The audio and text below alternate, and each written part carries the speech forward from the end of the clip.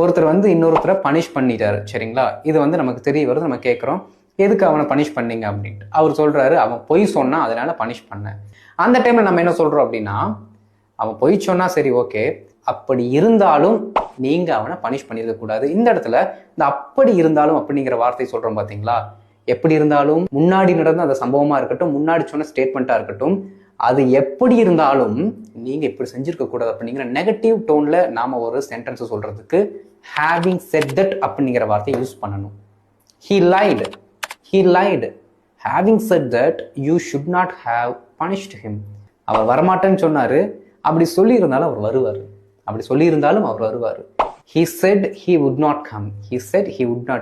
Having said that he will come. நான் அப்படி சொல்லலைங்க, அப்படி சொல்லியிருந்தாலும் அதனால இப்ப என்ன பிரச்சனை? இந்த பர்டிகுலர் சென்டென்ஸை எப்படி இங்கிலீஷ்ல சொல்லலாம்னு நம்ம கமெண்ட்ல சொல்லிடுங்க.